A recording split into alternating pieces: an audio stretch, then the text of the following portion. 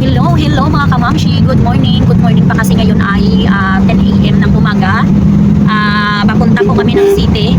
Na-notice nyo ba mga kamamshi na tuwing mag-video ako, magpa-vlog, nasa talaga ako, nasa sasakyan. Kasi alam nyo, dito lang talaga ako maka-vlog kapag kami ay may pinupuntahan. Kasi kung doon mga kamamshi sa bahay, marami talaga akong trabaho, kaya wala akong panahon. Gusto ko mang i-vlog yung mga ginagawa ko, pero ang dami talaga.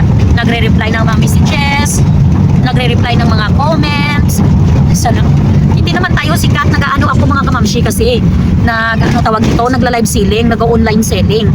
Kaya ganyan ako kabisi. Kung matapos akong maglaba sa bahay, magligpit, magtukpi ng mga damit,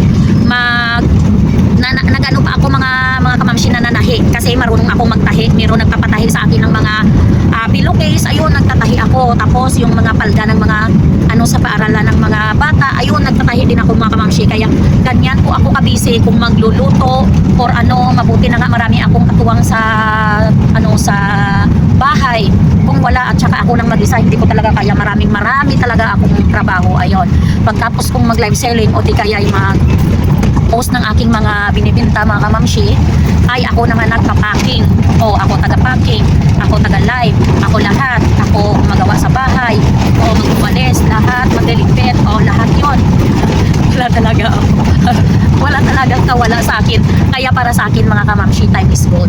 Kung kaya nga lang yung yung katawan ko gagawin kong 10 yung katawan ko, yung isa maglalaba, isa magliligpit, maglilinis, magsasaing, magluluto ng ulam, magla-live, ganyan.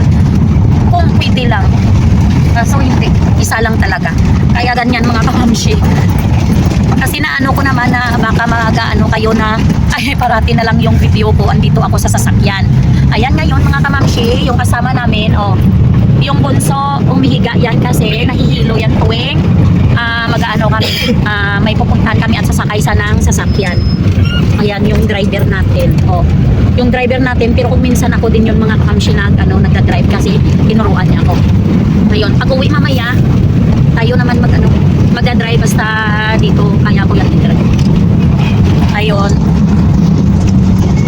Dito kami pala dumaan mga kamamshi sa dito matawag sa amin dito kami dumaan kasi pupunta kami sa Kainday sa kanyang paaralan.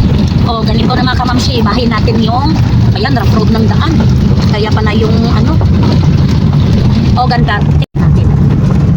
Bukid yan, ang ganda. Ito po yung dinadaanan namin dito. Ayan, maraming bukid talaga, rough road yung daan kapag dito kami dumaan kasi papunta ito sa paaralan ng anak namin.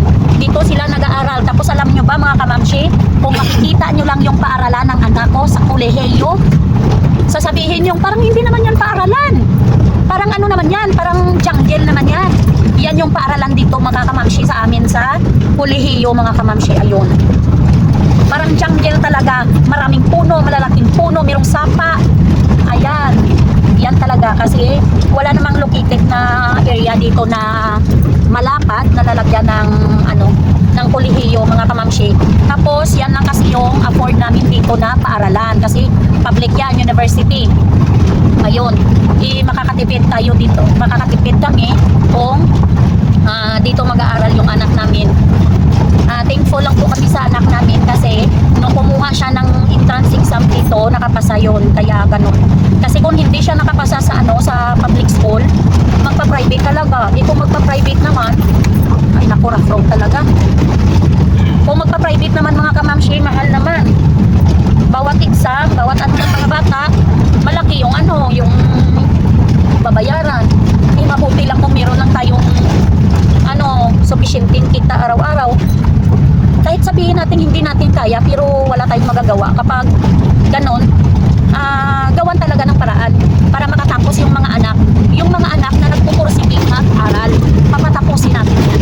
Tapos alam nyo ba mga kamamshi, ito yung daanan, napaka-rough road, akala nyo lang yan pag tinitingnan nyo dito sa aking video is maganda yan mga kamamshi, pero sa totoong buhay ay napaka-rough road mga kamamshi. At saka ito yung dinadaanan ng mga estudyante dito, nagmumotor sila, lalo na si Inday nagmumotor din yan. Ayan, ito yung dinadaanan nila.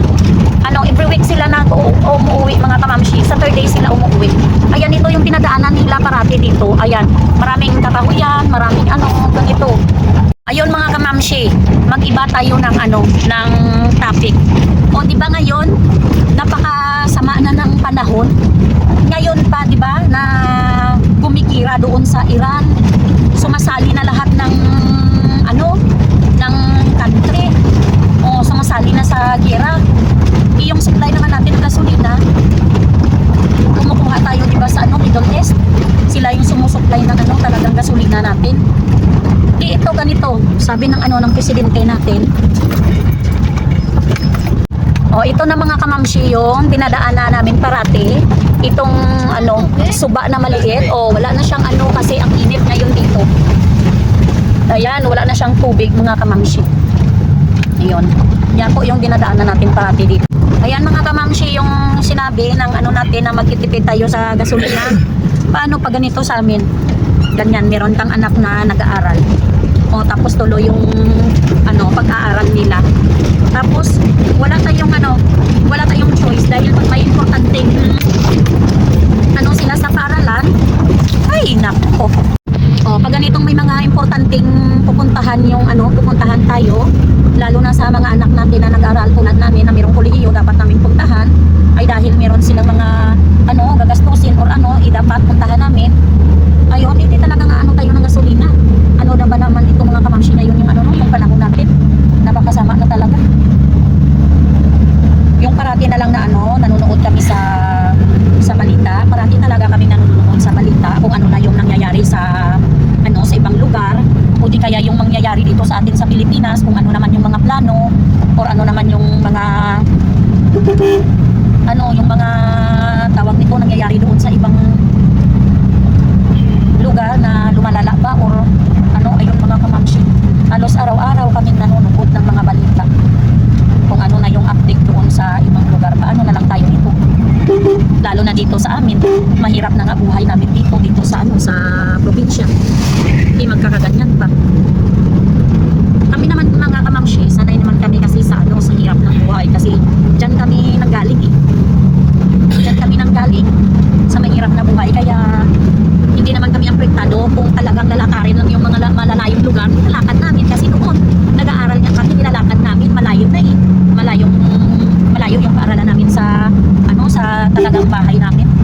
Kaya sanay kami dyan. At saka yung kinagandahan lang dito mga kamamshi sa amin sa sa probinsya ay meron kang makukuhang, kung wala kang bigas, meron kang makukuhang saging. Ayan, ilalaga mo yung saging, kamuting kahoy, marami kang dito. Tapos yung mga utan, makukuha mo dito sa sa tabi-tabi lang. Ayan, makukuha mo, meron ka ng ulam, sanay kami dyan. Basta meron na kaming tuyok mga kamamshi. Tapos maraming utan dito, mga sa amin. Tapos nagtatanim din kami ng mga utan. Ayun na lang yung dapat na gawin namin. Yung mas mabuti talaga dito kami sa dito sa amin sa probinsya. Kasi kapag dyan ka naman sa city, tapos wala kang trabaho,